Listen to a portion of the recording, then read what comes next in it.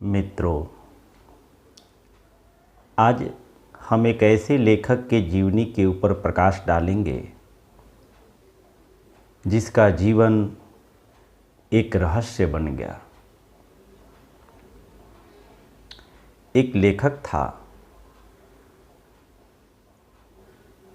जिसे दूसरे देशों में घूमना, अलग अलग राज्यों में जाना, वहाँ की सभ्यता, संस्कृति और रहन सहन के बारे में जानकारी एकत्र करना, नए नए लोगों से मित्रता बनाना, इस तरह के उसे शौक़ थे। अलग अलग प्रांतों में जाता, अलग अलग देशों में जाता और वहाँ की संस्कृति, सभ्यता के बारे में जानकर प्रतिदिन जीवन में घटी हर घटनाओं का विवरण अपने डायरी में करता, प्रतिदिन डायरी लिखता। इस तरह से उनकी दिनचर्या थी और एक प्रांत से दूसरे प्रांत, दूसरे देश से दूसरे देश तक यात्रा करते रहता। एक बार एक घटना घटी। एक दिन जब वो होटल में खाना खा रहा था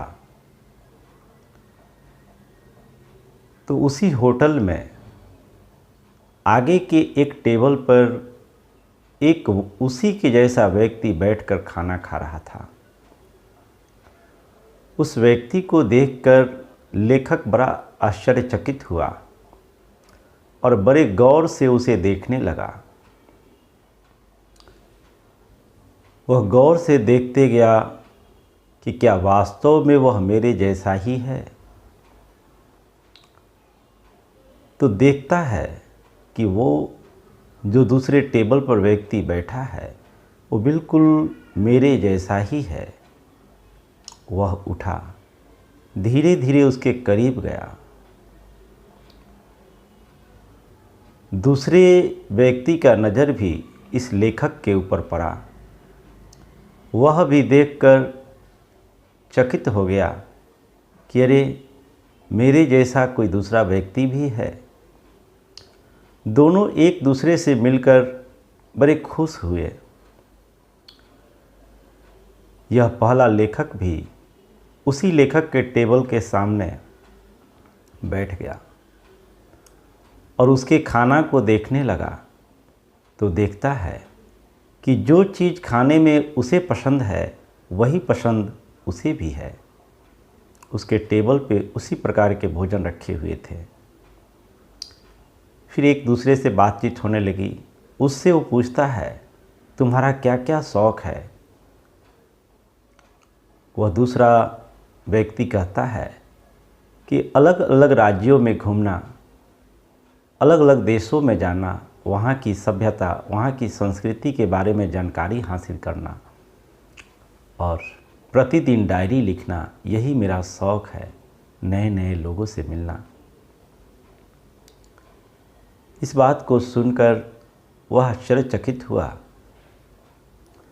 कि मेरे जैसा हमशक्ल यह व्यक्ति है और इसका शौक़ भी बिल्कुल मेरे जैसा ही है। यह बड़े आश्चर्य की बात है। अब दोनों में दोस्ती बन गई। दोनों एक ही मकान में रहने लगे एक साथ। दोनों साथ साथ घूमते, साथ साथ जानकारी एकत्र करते और संध्या लौटने के बाद अपने अपने डायरी में दिन भर की घटी हुई घटनाओं का जिक्र करते।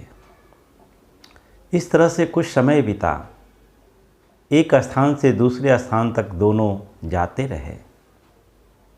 एक दिन जो पहला लेखक था उसके मन में दूसरे मित्र के प्रति ईर्ष्या जगने लगी।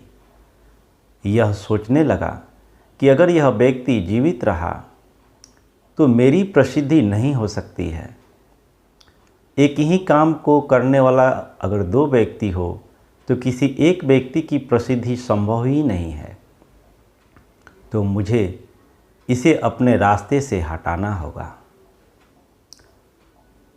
इस तरह की दुर्भावना उस लेखक के मन में बैठ गई और वह अब योजना बनाने लगा कि किस तरह से इसे अपने मार्ग से हटाऊं। प्रतिदिन संध्या के समय में वे लोग एक मार्ग से गुजरते थे जहां रेलवे लाइन होती थी। उस रेलवे लाइन से उन लोग को गुजरना होता था। उसने योजना बनाया कि प्रतिदिन संध्या 5 बजे उधर से ट्रेन आती है और उसी टाइम हम लोग भी इधर से गुजरते हैं। तो कल संध्या के समय में यहाँ से गुजरते हुए मैं अपने मित्र को धक्का मार दूंगा और वह ट्रेन से कुचलकर समाप्त हो जाएगा। और वास्तव में वह अपनी योजना के अनुसार दूसरे दिन उस मार्ग से जब गुजर रहे थे, संध्या का समय 5 बज रहा था। ट्रेन उधर से अपनी रफ्तार में आ रही थी, हॉर्न बज रही थी और जैसे ही ट्रेन करीब में आई, वह पहला लेखक अपने मित्र को जोर से धक्का मारता है। उसके धक्का मारने से दूसरा लेखक ट्रेन की पटरी की ओर गिर पड़ा और ट्रेन उसको क्रश करते हुए आगे निकल गई। दूसरा लेखक की मृत्यु हो गई। अब ये जब घर लौट कर गया तो उस दिन इसको सुकून महसूस हुआ कि चलो मेरे रास्ते का कांटा समाप्त हो गया। रात में सोया, सुबह में उठा और फिर अपनी दिनचर्या में लग गया। किसी को कुछ पता ही नहीं चला कि लेखक की मृत्यु कैसे हुई। कुछ दिन बीता। एक दिन यह पहला लेखक उसी राह से गुजर रहा था। 5 बजने का समय था और उधर से ट्रेन आ रही थी सीटी बजाते हुए। उस राह से गुजरते हुए अचानक उसको वह घटना याद आ गया कि यही समय है और यही ट्रेन है। ऐसे ही सीटी बजाते हुए ट्रेन आ रही थी और मैंने अपने मित्र को धक्का दिया। यह सोचते हुए वह उसी जगह पे पहुंचा जिस जगह पर उसने अपने मित्र को धक्का दिया था और यह विचार ही कर रहा था कि इसी जगह पर मैंने अपने मित्र को धक्का दिया। अचानक उसे भी किसी ने धक्का दिया और ट्रेन वहाँ आ ही रही थी, उसे कुचलते हुए आगे बढ़ गई। मित्रों, अब निर्णय आपको करना है कि आखिर में दूसरे लेखक को किसने धक्का दिया, किसके धक्का मारने से उसकी भी मृत्यु हो गई। यह रहस्य आपको सुलझाना है। कमेंट में आपको बताना होगा कि उस लेखक को किसने धक्का दिया। इन्हीं शब्दों के साथ आज की वाणी को विराम देंगे। आप सबका मंगल हो, सबका कल्याण हो, सबका भला हो।